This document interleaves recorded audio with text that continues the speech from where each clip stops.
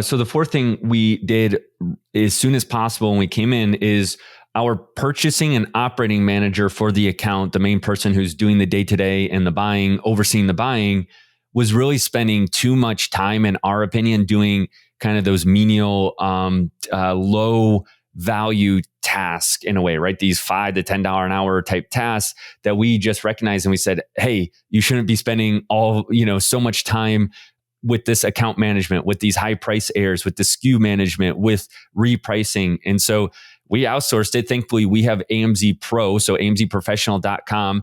That's our service, right? And we had the team come in and start managing this account. And they came in, they started doing the reimbursement work, and they started doing the account management for SKU management and high price airs and unfulfillable and stranded. So that saved a ton of time for our account manager. But then something new that AMZPro is doing, and part of the reason we're going to try to do this more for sellers is because we need this in our own arbitrage accounts. We're already working with several sellers in the Amazon seller tribe that are also AMZPro customers, is we're actually doing more receipt and proof of purchase invoice management in a way where the seller has their proof of purchase, either the receipts or their invoices, and the AMZPro team is going in and finding the receipt or the proof of purchase that matches the FBA shipment discrepancy, right? So we all know that when you use Amazon FBA, you send inventory to Amazon. Amazon has a high rate of not receiving 100% match of what you send in, right? You send in 100 units and for whatever reason, they only received 95, but they won't just reimburse you. They want that proof of purchase. Well, the hardest part we've found over the last couple of years, but especially the last couple of months when we've implemented some better systems, is we can tell sellers all day, we need these invoices from you, or we need this proof of purchase, or you're going to lose this money. Well, everybody's busy, right? And it's like they might have it, but just finding it and matching the right SKU to the right receipt and getting it to our AMZPro team to submit for them, we found that a lot of people are just not doing it, and they're literally letting hundreds and in some cases thousands of dollars slip away. So we were like, well, we're not going to let this happen in our own account through this arbitrage account we have.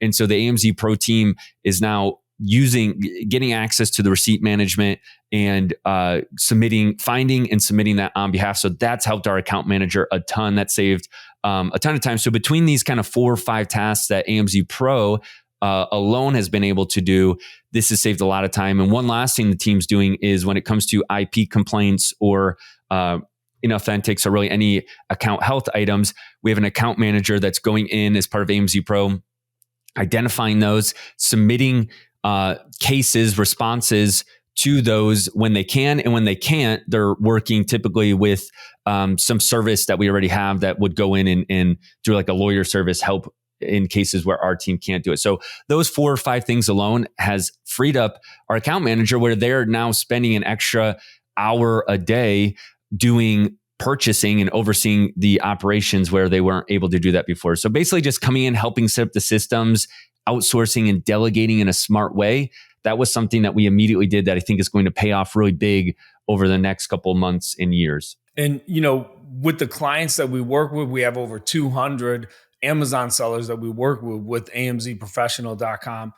We get on average 2% back of their gross sales. And so, you can imagine like this month, we're going to sell $200,000. Well, 2% of $200,000, that's a good chunk of change. And so we always tell people AMZ Professional is going to way more than pay for itself. Whatever, the monthly fee is that you're charging, they're going to get you a whole lot more money back, right?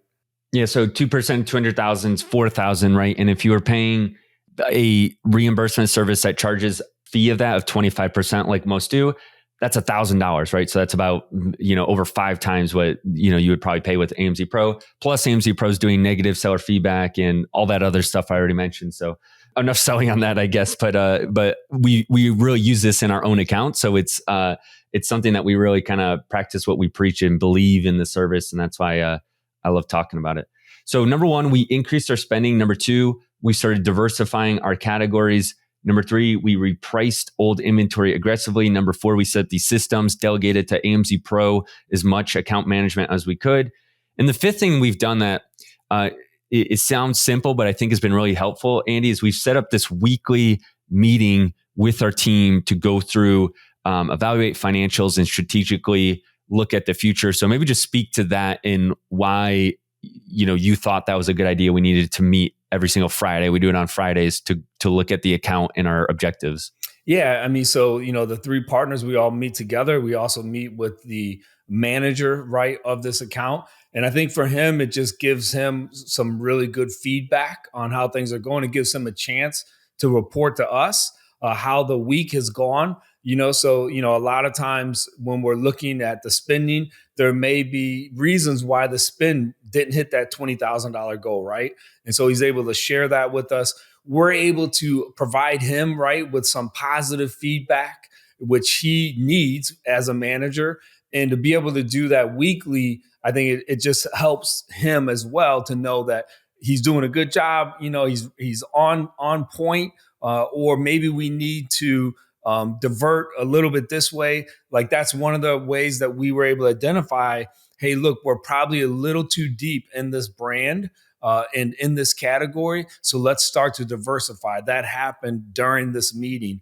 And so then he's able to give directions, right, to the buyer. So extremely helpful to be able to meet with the four of us to try to get this count. Again, remember, the goal is in 2023, we want to hit $3 million in gross sales. So the only way we're going to be able to get there is if we're all kind of rowing in the same way.